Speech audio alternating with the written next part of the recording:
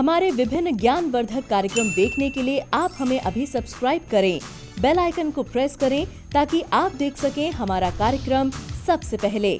और अधिक जानकारी के लिए फेसबुक पेज को लाइक करना न भूलें। जय माँ इंद्राक्षी। इंद्राक्षी धाम में दर्शकों आप सभी का हम हार्दिक स्वागत करते हैं। आज के दिन जिन जातकों का जन्मदिवस है, मैरिज एनिवर्सरी है, उन सभी को हमारी तरफ से बहुत बहुत शुभकामनाएं। आज हम सावन का द्वितीय सोमवार है और इसमें हम पाशुपतास्त्र के बारे में आपको हम बता रहे हैं। अस्त्र है ना, हमारे ऐसे कवच हैं, ऐसे स्तोत्र हैं जो अस्त्र की तरह कार्य करते हैं, आयुध की तरह कार्य करते हैं। जब चहु और जीवन में अंधकार आ जाए तो ऐसे ऐसे दिव्य प्रयोग हैं जो हमारे ऋषि मुनियों ने हम सबको बताए हैं। लेकिन ये उग्र प्रयोगों में इसकी गिनती आती है। जैसे प्रतिंग्रह स्तोत्र होता है, विपरीत प्रतिंग्रह स्तोत्र होता है, माँ बगलामुखी के विशेष स्तोत्र होते हैं। तो ये सारे जितने भी स्तोत्र होते हैं ये बिना गुरु के निर्देशन के या उनकी सूझबूझ के बिना नहीं करने चाहिए। अब ऐसे ही एक बहुत ही ये मान के चले आप, जो ये स्तोत्र की मैं आज बात कर रहा हूँ ये बहुत ही उग्र है। इसका प्रयोग जब किया जाता है जब बिल्कुल ही नाक में दम आ जाता है कि हमें कोई शत्रु बुरी तरह से प्रताड़ित कर रहा है या हमारे जीवन के सभी कामों में अवरोध पैदा हो गया है, या एक व्यक्ति किसी ऐसे संकट में, ऐसे चक्रव्यूह में फंस गया है कि जिसकी कोई काट नज़र नहीं आ रही है, तो वहाँ पर हम पाशुपतास्त्र का प्रयोग कर सकते हैं। और इसी के साथ साथ असाध्य बीमारी हो जाना, एक ऐसी बीमारी जो जा नहीं रही है और व्यक्ति ज़िंदगी और मौत के संकट में जूझ रहा है, तो वहाँ इसके पाठ विधि विधान से कराए जा सकते हैं। आइए पहले आज का हम पंचांग देखते हैं। 2 अगस्त सन 2021, श्रावण मास, दिन सोमवार, कृष्ण पक्ष, संवत 2078, तिथि नवमी, नक्षत्र कृतिका, राहु काल 7:30 से 9, दिशा सूल पूर्व दिशा। सावन की फुहार, मेघों का मल्हार प्रारंभ हो चुका है और श्रावण मास में हम अपनी जितनी भक्ति भावना को बढ़ा लें उतना हमारे लिए अच्छा होता है। सावन का महीना भगवान शंभु को प्रसन्न करने का अति प्रिय महीना होता है।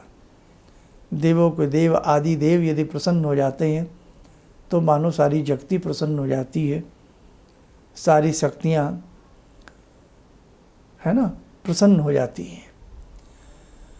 ये जो आज मैं इस अस्त्र की बात आपसे कर रहा हूँ, ये एक ऐसा अस्त्र है कि इसके लिए सिर्फ शब्द ही ऐसे हैं जो अस्त्र का कार्य करते हैं। जैसे आपने सुना हो बजरंग बाण, बाण नहीं है, कोई भी दिखता नहीं है, लेकिन वो शब्द ऐसे हैं जो बाण की भांति शत्रु को आच्छादित कर देते हैं। ये जितने भी प्रयोग हैं, उग्र प्रयोग हैं, प्रतिंग्रह स्तोत्र हैं, विपरीत प्रतिंग्रह स्तोत्र हैं, कर्पूर काली स्तोत्र हैं, बड़े बड़ी तीक्ष्ण साधनाएं हमारे शास्त्रों में हैं। 1 लाख से ऊपर हम जन्म ले लें, हम अपने ऋषियों का उपकार नहीं भूल सकते। हम अपने साहित्य को भूलते जा रहे हैं। ऐसा ऐसा गूढ़ विज्ञान हमारे ऋषियों ने हमें प्रदान किया है कि हमें बाहर कहीं झांकने की आवश्यकता नहीं है। आज हम ऐसी ऐसी पूजाएं, ऐसी ऐसी जगह से हम जुड़ जाते हैं, धर्म से कोई लेना देना नहीं होता। आप अपने धर्म पर रहिए, अपने धर्म में टटोलिए। हमारे धर्म में इतने मोती हैं, इतने मोती हैं कि आपकी झोली भर जाएगी साहब, मोती कम नहीं होंगे। लेकिन वो गहरे मोती हैं, वो विश्वास के मोती हैं, अंधविश्वास के मोती नहीं हैं। समझे, मेरी बात को समझे। इसीलिए हमारे बिल्कुल प्रैक्टिकली साधनाएं हमारी हैं। आप करोगे अच्छे से तब उसका रिज़ल्ट दिखेगा आपको। ये नहीं कि हमने सिर पे हाथ रख दिया और आपके 6 के 6 चक्र आपके भेज दिए, आपको कुंडली आपकी जागरण करके आपको दे दी, आपसे पैसा ले लिया। ऐसा होता ही नहीं है। सिर्फ हमें लल्लू और उल्लू बनाया जाता है, समझे आप। खैर, ये जो पाशुपता अस्त्र है, ये बहुत ही गंभीर समय में इसका प्रयोग किया जाता है। जिन साधकों की संस्कृत अच्छी है, जिन्हें नॉलेज संस्कृत की है, शब्दों की नॉलेज है, अक्षर वर्ण की हर चीज़ की नॉलेज अच्छी है, कहने का भाव, जो देवों की भाषा संस्कृत अच्छे से समझ लेते हैं, पढ़ लेते हैं, उनके लिए ये अमूल्य बहुमूल्य हीरो का हार है। आप भी अपनी नॉलेज के लिए ऐसे हिंदी में भी इसको रोज़ प्रतिदिन अपने पाठ में शामिल कर सकते हैं। सावन का आज जैसे कि द्वितीय सोमवार है, आज से प्रारंभ कर सकते हैं। शाम से भगवती का ध्यान करें, शिव शक्ति का ध्यान करें और इसको पढ़ सकते हैं। गंभीर बीमारियों में, असाध्य रोगों में, शत्रु के बहुत ज़्यादा तंग करने पर इस प्रकार के प्रयोग किए जाते हैं। लेकिन फिर समझाऊंगा, नाम ही किस प्रकार का है, पाशुपता अस्त्र, ब्रह्मास्त्र। देख सुना है ना हमने, ब्रह्मास्त्र भी। भगवती गायत्री के कुछ ऐसे अभेद्य दिव्य कवच हैं जो ब्रह्मास्त्र का कार्य करते हैं। गायत्री की कुछ ऐसी गुप्त साधनाएं हैं जो ब्रह्मास्त्र का कार्य करती हैं। ऐसे ही जैसे वड़वानल स्तोत्र है, लेकिन वड़वानल स्तोत्र भी बहुत ज़्यादा अपनी जगह सटीक है। और ये जो आज मैं आपको बात बता रहा हूँ पाशुपतास्त्र की, ये बहुत जटिल प्रयोग है इसका। लेकिन बता क्यों रहा हूँ, बहुत लोग कहेंगे फिर आप बता क्यों रहे हैं। बता इसलिए रहे हैं, कई लोगों के ऊपर इस प्रकार की समस्याएं आ जाती हैं। व्यक्ति कई बार इतना बीमार हो जाता है कि ज़िंदगी और मौत से लड़ता है, वहाँ ये प्रयोग कराया जाता है। इसके रोज़ 108 पाठ कराए जाते हैं। 11 घी के दीप जला करके 108 पाठ जब तक चलते रहें, जब तक कि वो रोगी स्वस्थ ना हो जाए। संजीवनी बूटी का कार्य करता है एक तरह से, समझ गए। इसलिए ऐसे लोगों के लिए ये चीज़ बताई जा रही है। हर तरह की दुनिया है ना, चींटी को चींटी जैसा दुख है और हाथी को हाथी जैसा, मानोगे ना ये तो। दूसरी बात, गंभीर कोर्ट कचहरी का कोई मुकदमा हो और आपकी कोई इस प्रकार की आपको अपनी गलती नज़र ना आती हो, लेकिन आपको उस चीज़ में भय हो कि कहीं मुझे सजा ना हो जाए, मेरे साथ कुछ ऐसा ना हो जाए, वहाँ आप भगवान से प्रयोग करें। शत्रु बहुत पीड़ित कर रहा हो, हद्दगर्दी हो पीड़ा की, तब आप इस प्रयोग को कर सकते हैं। वहाँ पर इसके 21 पाठ या 11 पाठ ही 40 दिन तक कर लीजिएगा, आपका कार्य सिद्ध हो जाता है। अब ये शुद्ध आपको मिलेगा कहाँ से, ये मैं आपको बता देता हूँ। किसी अच्छे पुस्तकालय से या किसी अच्छी दुकान से इसको ले में। और वैसे ये अग्नि पुराण के, नोट कर सकते हैं, अग्नि पुराण के 322वें अध्याय में, आगे कितने पुराण हैं हमारे, 18 पुराण हैं और 18 ही हमारे उप पुराण हैं। तो अग्नि पुराण के 322वें अध्याय में इसका प्रयोग आपको वर्णित रूप में, यानी कि पूरा प्रयोग इसका मिल जाएगा। उम्मीद करता हूँ आज जो मैंने ये बताया है, कहीं ना कहीं ऐसे भी लोग हैं जो बहुत परेशान हैं, बहुत तंग हैं, उनके ये बहुत काम आएगा। मन था कि इसको पूरा आपको पढ़ कर के सुनाया जाए, आपको समझाया जाए, लेकिन अभी आप इस पे पहले मंथन करें, विचार करें। जब आप स्वयं इसको देखेंगे, समझेंगे, तब आपको बहुत कुछ समझ में आएगा। और इसको जब भी पढ़ें विनियोग के साथ करें, ये ध्यान रखना। सामान्य जप संख्या इसकी जो है 11-21 प्रतिदिन कर सकते हो। और यदि आप अपनी हर तरह की शत्रु के बचाव से, स्वास्थ्य के लिए, बहुत रोगों के बचाव से, हर तरह की अला बला कुबला डाकनी शाकनी हाँकनी, हर तरह की सुरक्षा को देखते हुए पढ़ते हो, तो रोज़ एक बार आप इसे अपनी दैनिक पूजा में भगवान शंभु भगवती का ध्यान करते हुए आप इसे पढ़ सकते हैं। शब्द इसके थोड़े क्लिष्ट हैं, ध्यान रखना। एक तरह से ये उग्र स्तोत्रों में आता है, प्रयोगों में आता है, इसलिए इसे पढ़ने में या इसकी साधना की स्वच्छता में बिल्कुल ध्यान आपको रखना पड़ेगा। ये मैं आपको बार बार समझा रहा हूँ। खैर, अब इसको आप नोट कर लेना, ये आपकी ज़िंदगी में कहीं ना कहीं ऐसी बातें काम आ जाती हैं। आइए मेरे साथ को समय और चला आज की ध्यानमाला से जुड़ने का। महाशंभु की साधना से आज सोमवार का दिन है, भगवान शिव से जुड़ते हैं।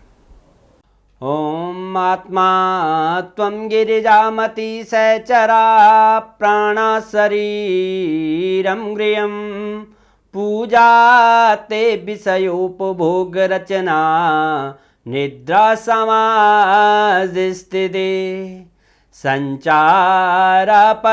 प्रदक्षिणविधेः श्रोत्राणि सर्वागिरो यद्यात्कर्म करोमि तद्दखिलं शम्भोस्तवाराधनम् चन्द्रोद्भासितशेखरे स्मर हरे गंगाधरे शङ्करे सर्पे भूषितकण्ठकर्णविवरे नेत्रोत्तवे स्वानरे दन्ते त्वकृतसुन्दरां वरदरे त्रैलोक्यसारे हरे मोक्षार्तिं कुरु चित्तवृत्त्यमचलं मन्येस्तु किं कर्म वे वन्दे देव उमापतिं सुरगुरुं वन्दे जगत्कारणं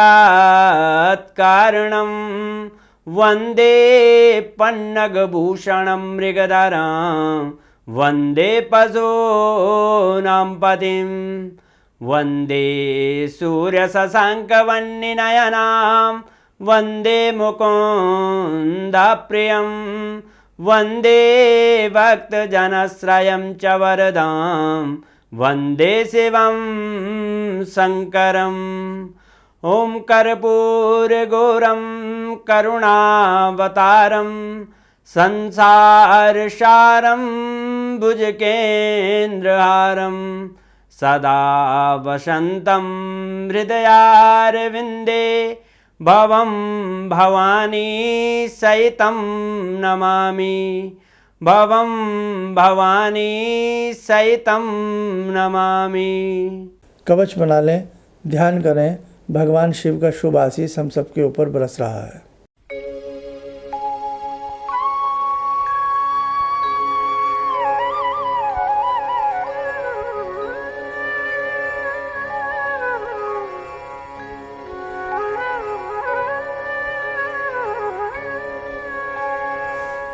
ओम बोलते हुए नेत्र खोलें, सामान्य हो जाए।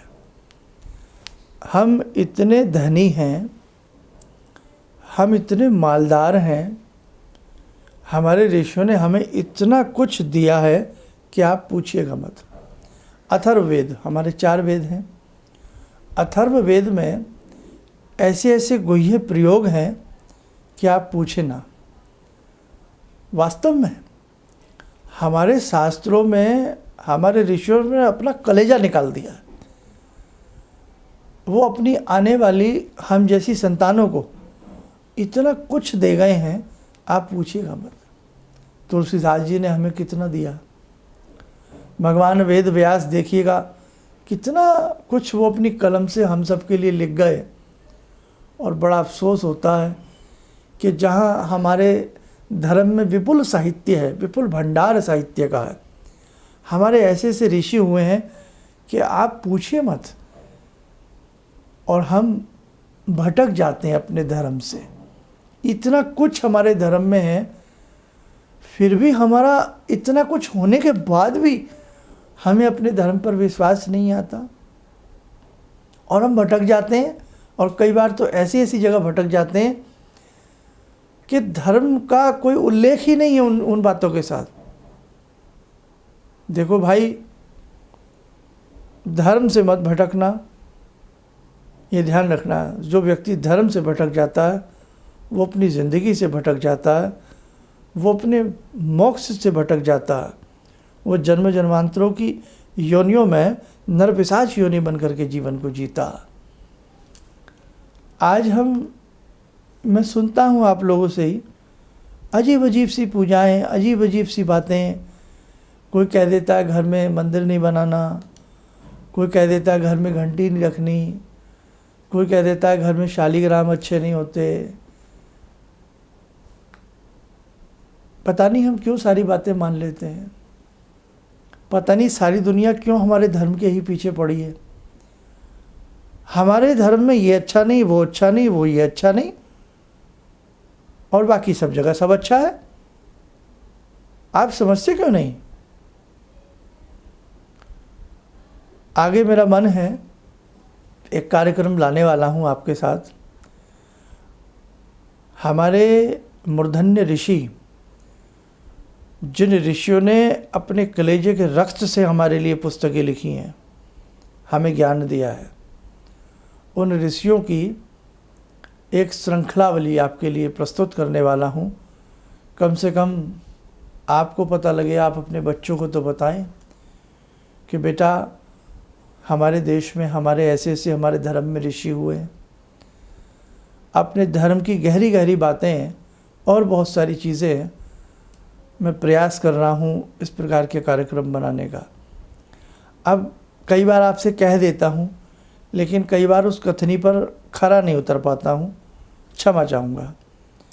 कई बार मिलने वाले लोगों की एक समय जाता है, कॉल अपॉइंटमेंट भी हो जाती हैं, जन्म पत्रिकाएँ भी हो जाती हैं, प्रतिदिन के ये विशेषांक भी हो जाते हैं, 30 त्योहार भी हो जाते हैं, इंद्राक्षी आश्रम का कार्य भार भी कंधों पर है।